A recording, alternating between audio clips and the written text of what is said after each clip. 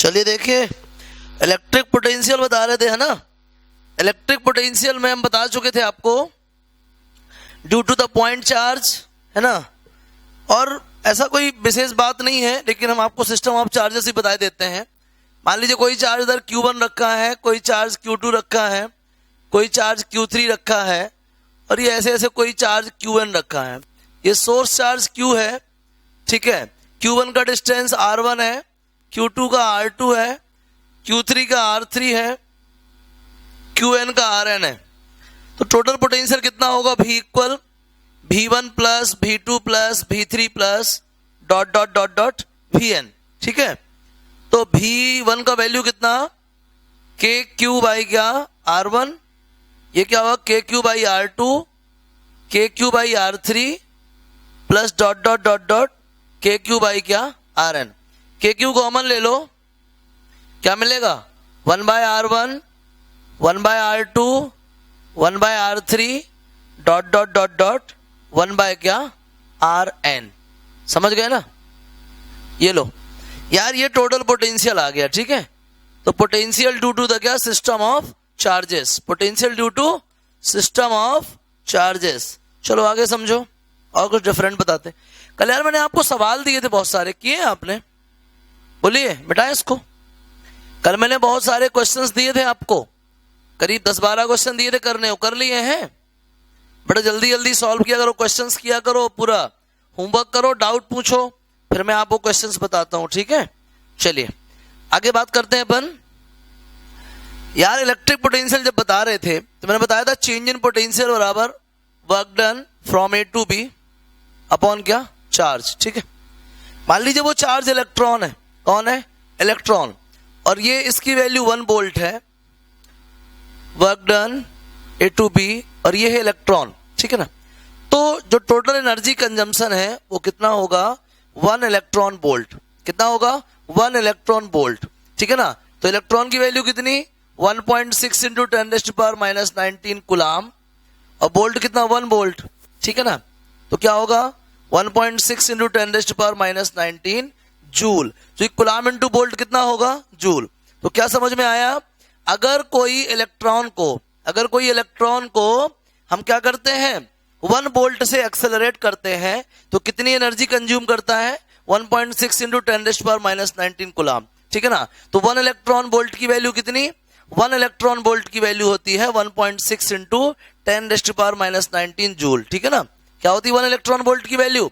1.6 into 10⁻⁻19 joule. क्या कहलाएगा 1 electron volt? किसी एक इलेक्ट्रॉन को 1 वोल्ट पोटेंशियल से अगर एक्सेलरेट करते हैं, टोटल एनर्जी कंजम्पशन कितना होगा? 1.6 इंटू 10⁻⁻19 जूल। समझ में आ गया?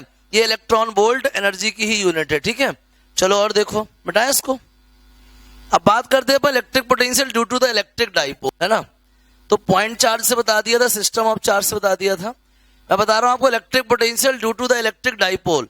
जो मैंने क्वेश्चंस दिए थे वो आपको सॉल्व करने हैं, प्लस डाउट पूछने हैं। किसी को लग रहा होगा सर ने पहले सवाल बताए नहीं है, सीधे पूछ लिए हैं। मैंने आपको डेरिवेशन तो बताया ना। अगर मैंने आपको डेरिवेशन और टॉपिक बहुत अच्छे से बताया है तो सवाल आप पढ़ोगे और आपको आ जाएगा। और अगर नहीं आ रहा है तो इसका ये मतलब है कि कहीं ना कहीं आपने डेरिवेशन को और लेक्चर को सुनने में कहीं ना कहीं लापरवाही की है, ठीक है। कुछ कंफ्यूजन है, आप हमको मैसेज करिए, हम वो कंफ्यूजन दूर करेंगे, फिर आप प्रॉब्लम सॉल्व करिए। प्रॉब्लम पूरे आपको ही सॉल्व करने हैं। डाउट आएगा तो हम डाउट बताएंगे आपको, ठीक है ना। कोशिश कीजिए, फिर हम बात करते हैं। आपको कितना अच्छा समझ में आया ये डिपेंड करता है कितने अच्छे सवाल लगाए आपने।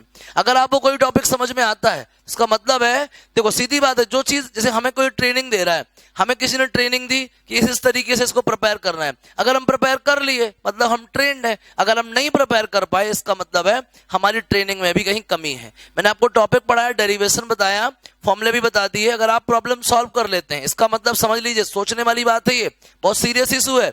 मैं तो देखो, मुझे तो क्या है, मैं सब कुछ पढ़ा दूंगा। पहले भी मैं ये बात कई बार आपसे डिस्कस कर चुका हूं। आप तो मेरे से जो बोलोगे मैं सॉल्व करके दे दूंगा। मेरा क्या है, मुझे बताना है, मैं बता दूंगा और आपको मिल जाएगा। लेकिन अगर आपको पढ़ाने के बाद आपसे क्वेश्चन नहीं बन रहे हैं, इसका मतलब सोचो कहीं ना कुछ मिस हो रहा है, ठीक है ना। इसलिए प्रॉब्लम मैक्सिमम आपको ही करने हैं। हाँ, कुछ एक्स्ट्रा ऑर्डिनरी प्रॉब्लम जो हो, हाई लेवल प्रॉब्लम हो, तो उनकी बात अलग है, वो आप हमें अंडरलाइन कराइए कि सर 7th नहीं बन रहा, 13th नहीं बन रहा। मैं सोचता हूं अगर वाकई में ऐसे हैं तो फिर देख लेंगे पर उनको। ठीक है, electric potential due to the dipole. हालांकि मैं आपको बता दूं पोटेंशियल दो टाइप का होता है, पोटेंशियल दो टाइप का होता है, एक होता है पॉजिटिव पोटेंशियल और एक होता है नेगेटिव पोटेंशियल। आपको बता दूं कि चाहे पोटेंशियल हो चाहे फील्ड हो, सब कुछ है, सब चार्ज के नेचर पे डिपेंड करते हैं। तो वो जो फील्ड वगैरह है, फोर्स वगैरह है, वो वेक्टर क्वांटिटीज है, जो चार्ज का नेचर है उनकी डायरेक्शन को अफेक्ट कर देता है। लेकिन ये जो पोटेंशियल है ये स्केलर क्वांटिटी है। इलेक्ट्रिक पोटेंशियल क्या है? स्केलर क्वांटिटी है। तो इस वजह से इसका जो चार्ज का नेचर है वो इसको सीधे अफेक्ट करता है। तो याद रखें पोटेंशियल दो टाइप का होता है, पॉजिटिव पोटेंशियल और नेगेटिव पोटेंशियल। तो potential due to positive charge, potential due to positive charge is called positive potential and potential due to negative charge is called क्या? Negative potential. आ गया समझ में? पॉजिटिव चार्ज की वजह से जो पोटेंशियल होता है किसी लोकेशन पे वो कहलाता है पॉजिटिव पोटेंशियल, और नेगेटिव चार्ज की वजह से जो पोटेंशियल होता है उसे अपन क्या बोलते हैं? Negative potential. चलिए आगे बात करते हैं पोटेंशियल ड्यू टू डाइपोल। ये छाप लीजिएगा, मिटा दें। पोटेंशियल ड्यू टू डाइपोल, अच्छा क्वेश्चन है, थोड़ा आराम से समझें। ये यार हमारे पास डाइपोल है। डाइपोल तो जानते हैं ना, what is dipole? It is the system of two equal and opposite charges separated by very small distance, separated by very small distance. मेरी हर बात को बहुत ध्यान से सुना करो, कंसेप्ट रहता है ना। चलो ये ए और ये बी, ये डिस्टेंस ए, ये डिस्टेंस ए, समझो। अभी ना तो एक्सियल बोल रहे हैं ना इक्वाटोरियल, हम बोल रहे हैं कोई जनरल पॉइंट। समझ लो कोई पॉइंट पी है जो कि मिडिल पॉइंट से आर डिस्टेंस पे है और इससे थीटा एंगल बनाते हुए जा रहा है। समझिएगा बात को। चलो इनको एंड्स से रिलेट करो। ये वाला R1 डिस्टेंस पे है और ये क्या है? R2 है, और यही इनके पोजीशन वेक्टर भी है, R1 और क्या? R2। चलो बात को समझना, इन दोनों के बीच का एंगल कितना है? थीटा है, ठीक है ना। या इसको थीटा ले लें, ये नेगेटिव टू पॉजिटिव रहता है डाइपोल मोमेंट जनरली, तो ये एंगल क्या हो गया? थीटा, ठीक है ना। बात समझना, ये एंगल हो गया थीटा। तो ध्यान दीजिए ये ए इस तरफ जा रहा है और आर इस तरफ जा रहा है, ठीक है ना। और इन दोनों के बीच का एंगल कहाँ है? थीटा। वेक्टर पढ़ा था ना आपने, ए एक्चुअली इस तरफ जा रहा है, मतलब ये ए है और ये क्या है? आर। तो एंगल कहाँ बनेगा? यहां बनेगा। दोनों थीटा एंगल पे इंक्लाइंड है। आपको मालूम हो ये जो R1 है, अगर अपन वेक्टर के ट्राइंगल लॉ को याद करें, ट्राइंगल AOP में, ध्यान रखना, ट्राइंगल AOP में अगर हम वेक्टर के ट्राइंगल लॉ को याद रखें तो क्या होता फॉर्मूला? रिजल्टेंट के मैग्नीट्यूड का स्क्वायर बराबर पहले वाले का स्क्वायर प्लस दूसरे वाले का स्क्वायर प्लस 2 टाइम्स ऑफ पहला दूसरा cos of the angle between them. याद है आपको? क्लियर हो रहा है कि नहीं हो रहा है? क्या समझ रहे हैं आप? अगर ये दोनों ए और आर दो वेक्टर हैं, ठीक है ना, ए और आर दो वेक्टर हैं, समझिएगा ये डायरेक्शन है। ए और आर अगर दो वेक्टर हैं तो R1 स्क्वायर क्या होगा? A square plus R square plus 2AR क्या? Cos theta. आ गया समझ में? चलो आगे बात करते हैं, ठीक है। अब देखिए इसके बाद क्या हुआ। अब मान लीजिए अपन R2 की बात करते हैं, ठीक है ना, इसकी बात करते हैं R2 की। आगे समझो, O से B, B से P और ये सीधे क्या हो गया? R हो गया। तब क्या आई कंडीशन मालूम आपको? तब आएगा R square is equals to a square plus R2 square, a square plus R2 square, है ना, प्लस 2AR कॉस थीटा। क्या है समझो कि मान लीजिए ये जो R2 है, ठीक है ना, मान लीजिए ऐसा समझो ये ओरिजिन से कहां पे जा रही है? R जा रहा है, ठीक है ना। और इस पॉजिटिव एंड से मान लो एक की डायरेक्शन किधर है? इधर है, ठीक है ना। माइनस ए की डायरेक्शन ये ले ली प्लस ए की ये, तो आप समझो R2 क्या हो जाएगा? रिजल्टेंट। तो R2 स्क्वायर इक्वल क्या आएगा? अब देखो, अब जब ए को अपन ऐसा कंसीडर करेंगे तो ये ए जा रहा है और ये कौन जा रहा है? R। तो ए और R के बीच का एंगल होगा ये वाला। अगर ये थीटा है तो ये कितना होगा बोलो? 180 माइनस थीटा। बात को समझना। अगर अपन ए को यहां कंसीडर कर लिए तो ये ए हो गया, R तो यहां ऑलरेडी है ही है, R में कोई वेरिएशन नहीं होगा। ए इधर है, R इधर है, दोनों के बीच में एंगल कहां है? बाहर आएगा। भाई एंगल कहां बनता है? जैसे एक रे ये जा रही है और एक रे ये, तो एंगल कौन सा वाला माना जाएगा? ये वाला। तो ए इधर जा रहा है, R इधर जा रहा है, तो एंगल कहां माना जाएगा? यहां पे। तो इस तरफ थीटा है तो ये क्या होगा? 180 डिग्री माइनस थीटा। बात को समझो। तो ये R2 अगर रिजल्टेंट है तो R2 स्क्वायर क्या आएगा, a square plus r square plus 2ar cos of the angle, angle कितना है बोलो 180 डिग्री माइनस थीटा।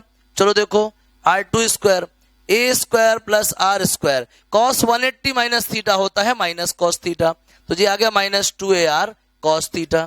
चलो ये हमारे क्या हो गए, R1 R2 के रिलेशन हो गए।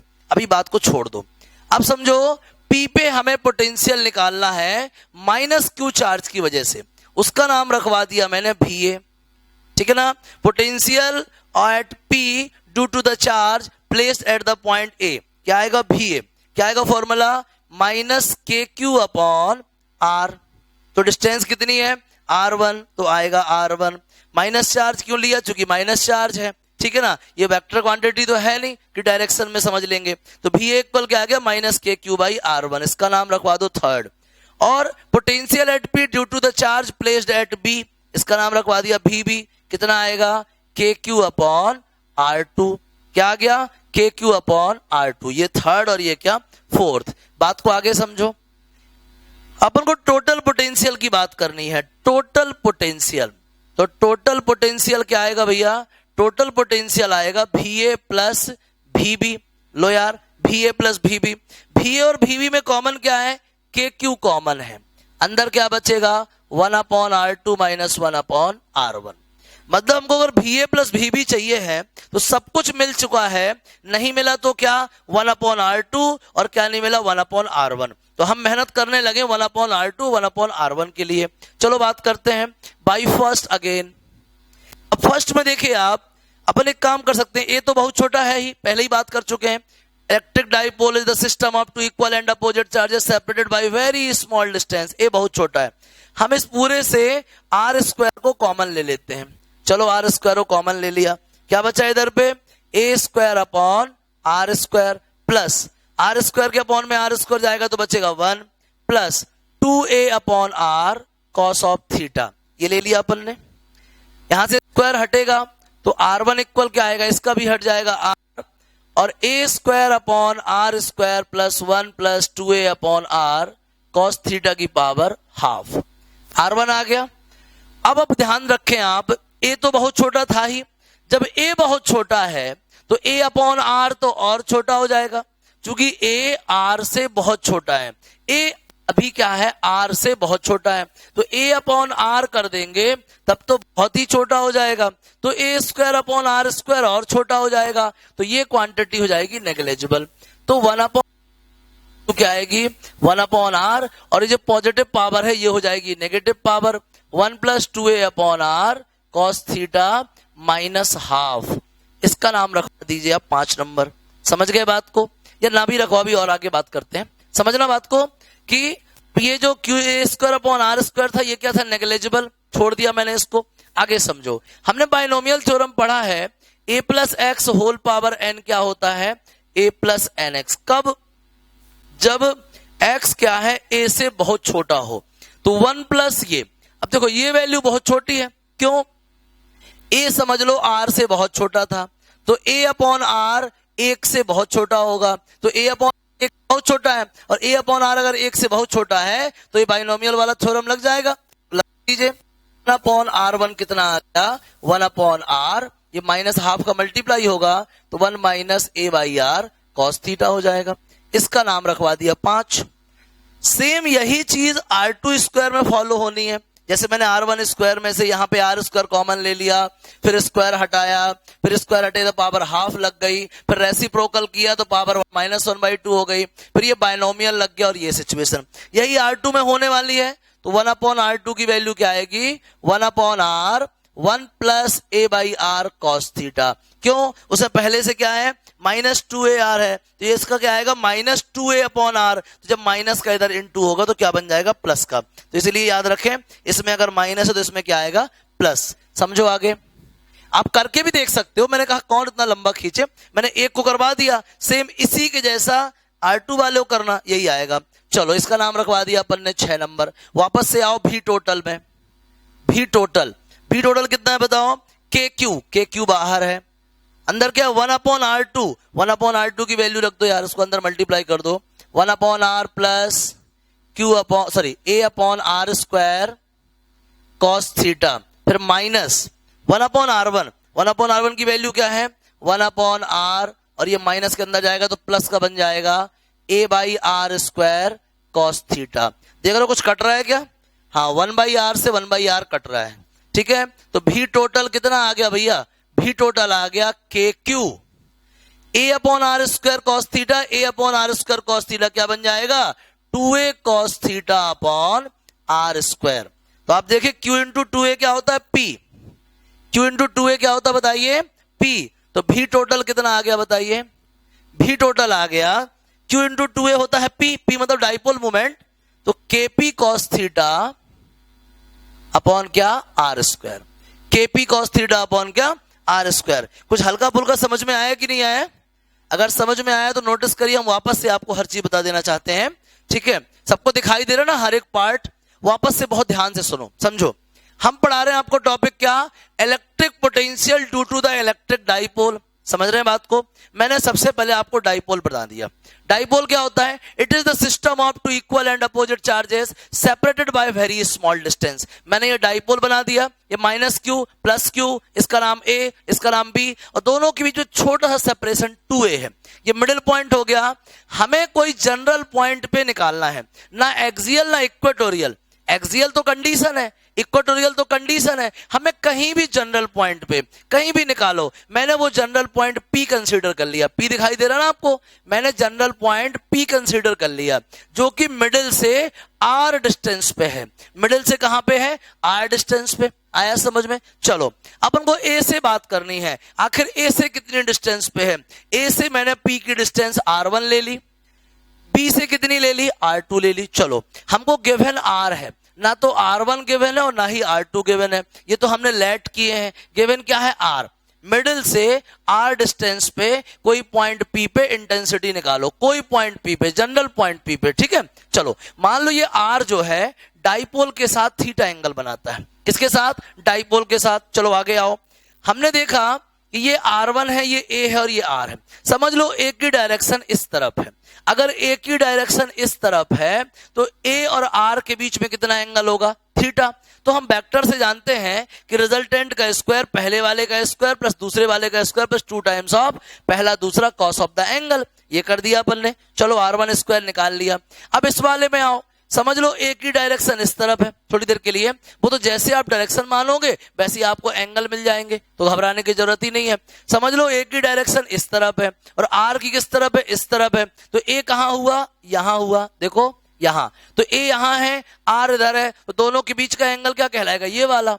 अब जब ये थीटा मान चुके हो तो ये वाला क्या होगा? 180 डिग्री माइनस थीटा। फिर लगा दो फॉर्मूला, रिजल्टेंट का स्क्वायर बराबर पहले का स्क्वायर प्लस दूसरे का स्क्वायर प्लस 2 टाइम्स ऑफ पहला दूसरा कॉस ऑफ एंगल। एंगल कितना है? 180 डिग्री माइनस थीटा, और हम जानते हैं कॉस 180 माइनस थीटा क्या होता है? Minus cos theta. ये बन गया R2 स्क्वायर। चलो अभी तो रिलेशन मिल गया अपन को। वापस से आए, हमें पोटेंशियल चाहिए था।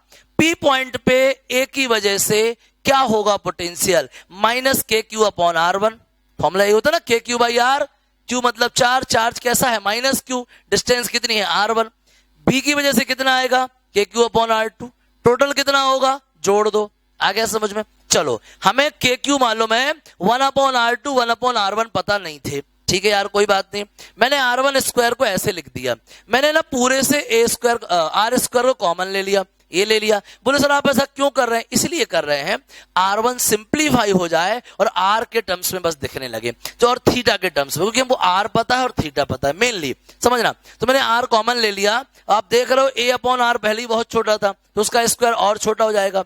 1 अपॉन 10 बड़ा कि 1 अपॉन 100? 1 अपॉन 10 बड़ा है। 1 अपॉन 10 का स्क्वायर करोगे तो 1 अपॉन 100 हो जाएगा और छोटा हो जाएगा। तो छोटी वैल्यू का स्क्वायर और छोटा हो जाता है, तो ये छोटा था नेग्लेक्ट कर दिया। पावर ये हाफ, हाफ मतलब स्क्वायर रूट। जब स्क्वायर हटता है तो स्क्वायर रूट लग जाता है, मालूम है आपको ये चीज। ये आ गया। अब A अपॉन R बहुत छोटा था। A अपॉन R क्या था? बहुत छोटा। तो A अपॉन R 1 से बहुत छोटा है, तो यहां बाइनोमियल थ्योरम लग जाएगा। चलिए बाइनोमियल थ्योरम लगा दिए, 1/R1 की वैल्यू आ गई। सेम ऐसे ही मैंने इसमें किया, जगह नहीं है तो इसलिए लिखा नहीं है, आप करके देख लेना अगर आपको भरोसा ना हो तो। ये आएगा दोनों 1/R1 1/R2 की वैल्यू लाके पुट कर दो, पुट कर दिया, कट गया, जो बच गया वो ये है। समझ में आ गया? तो ये था भैया क्या, जनरल पॉइंट पे पोटेंशियल। अब इसी से अपन डायरेक्ट एक्सियल और इक्वेटोरियल निकाल सकते हैं। समझ के देखो, मिटाएं इसको, छाप लिया ना? चलो देखो, please supply the battery because I think that is down। देखिए ध्यान से, अब अपन इसी से एक्सियल और इक्वेटोरियल की बात करते हैं। मैंने क्या बोला, भी टोटल कितना आया है? जनरल पॉइंट पे भी टोटल आया है kp cos theta upon R square. बात को ध्यान से समझो, kp cos थीटा अपॉन क्या, आर स्क्वायर। बात को समझिएगा, होना क्या है, जो डाइपोल है, डाइपोल में हमने दो चार्जेस लगा दिए, ठीक है ना, माइनस, एक सेकंड यार, बैटरी चेंज कर ले, अरे साला।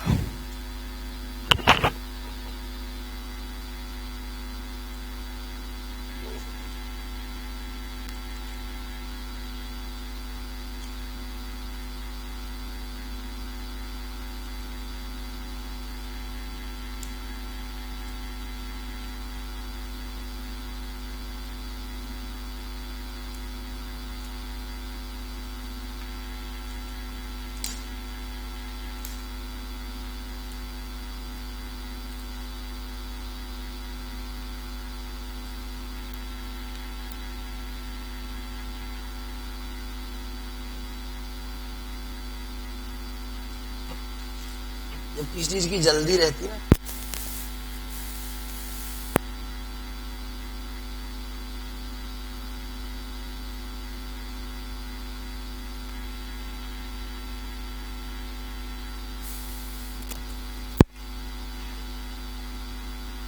चलो देखिए ध्यान दीजिए। अब जैसे ये डाइपोल है, ये माइनस क्यू चार्ज है, ये प्लस क्यू चार्ज है, ये मिडिल है, ये ए है, ये ए है, ये आर डिस्टेंस पे कोई पॉइंट पी था जो थीटा एंगल बनाता था। समझ लो, अगर ये पी जो है एक्सियल में होता, कहां होता, एट एक्सियल पोजीशन। बात को समझना, अगर ये पी इसकी एक्सिस में होता, समझना बात को, अभी ये P कहीं पे भी थीटा एंगल बना रहा है, अगर ये P इसकी एक्सेस में होता, मतलब P यहां होता, अगर P यहां होता तो एंगल क्या होता, 0, देन थीटा इक्वल टू क्या होता, 0 होता। अगर ये P जो है इस डाइपोल AB की एक्सेस में होता, मतलब P को हम कहां रखे होते, यहां रखे होते। अगर P यहां होता तो ये डाइपोल की एक्सेस में होता, मतलब डाइपोल के साथ कितना एंगल बना रहा होता, 0 डिग्री। तो देखिए V एक्सियल कितना आएगा, KP cos 0 degree upon R square. cos 0 कितना होता है, 1, तो कितना आएगा, KP अपॉन आर स्क्वायर। अगर यही P कैसा होता, इक्वेटोरियल में होता, कहां होता, इक्वेटोरियल। इक्वेटोरियल का मतलब यह हुआ कि डाइपोल के साथ कैसा होता, परपेंडिकुलर। डाइपोल के साथ कैसा होता, परपेंडिकुलर। परपेंडिकुलर होता मतलब क्या, थीटा की वैल्यू 90 डिग्री होती। तो देखो V इक्वेटोरियल क्या होता, KP cos 90 degree upon R square. तब थीटा की वैल्यू क्या होती, 90 डिग्री। भाई अगर ये P एक्सेस में होता तो ये डाइपोल के पैरेलल होता, तो डाइपोल के साथ इसका एंगल क्या होता, 0 डिग्री। तो एक्सियल में क्या आ गया, KP अपॉन आर स्क्वायर। लेकिन अगर ये इक्वेटोरियल पे होता, इक्वेटोरियल पे होने का मतलब है परपेंडिकुलर बाइसेक्टर पे होता। परपेंडिकुलर बाइसेक्टर पे होता मतलब थीटा की वैल्यू क्या होती, 90 डिग्री, और cos 90 क्या होता है, 0। लो यार, V इक्वेटोरियल क्या आ गया, 0 आ गया। समझ में आया कि नहीं है? आपने सीधे कहां से निकाल लिया, ये डायरेक्ट फॉर्मूले से आपने एक्सियल और इक्वेटोरियल की वैल्यू फाइंड कर ली। इसके अलावा आपको एक्सियल इक्वेटोरियल निकालना आता है, कहां से खाया था मैंने आपको, इलेक्ट्रिक फील्ड में। होमवर्क डालिए, आप हमको एक्सियल और इक्वेटोरियल पे इलेक्ट्रिक पोटेंशियल निकाल के सॉल्व करके और व्हाट्सएप करेंगे। हर बच्चे की जिम्मेवारी है ये, कुछ और करना चाहिए नहीं करना। इलेक्ट्रिक पोटेंशियल का डाइपोल की वजह से एक्सियल पोजीशन पे और इक्वेटोरियल पोजीशन पे डेरिवेशन करके हमको व्हाट्सएप करोगे हर हालत में। जैसे हमने आपको इलेक्ट्रिक फील्ड का बताया था ना, सेम वैसे ही करना है। बस वैल्यू चेंज हो जानी है, ठीक है ना, समझ लो। बाकी मैंने आपको जनरल पॉइंट पे ये पढ़ाया भी थोड़ी देर पहले, और ये एक्सियल और इक्वेटोरियल करके दे दिया। समझ में आ गया, बढ़िया से आ गया। चलो छापो इसको। ये था भैया electric potential due to the क्या, इलेक्ट्रिक डाइपोल, ठीक है। चलिए आगे ध्यान दीजिए।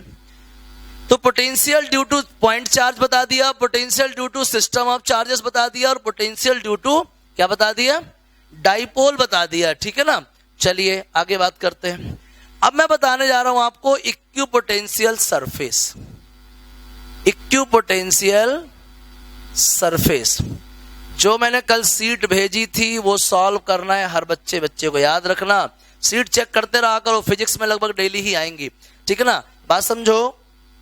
इक्विपोटेंशियल सरफेस, मुझे लगता है आपको नाम से क्लियर हो रहा होगा कि मैं किसकी बात कर रहा हूं। इक्विपोटेंशियल सरफेस, बात समझिएगा, ठीक है।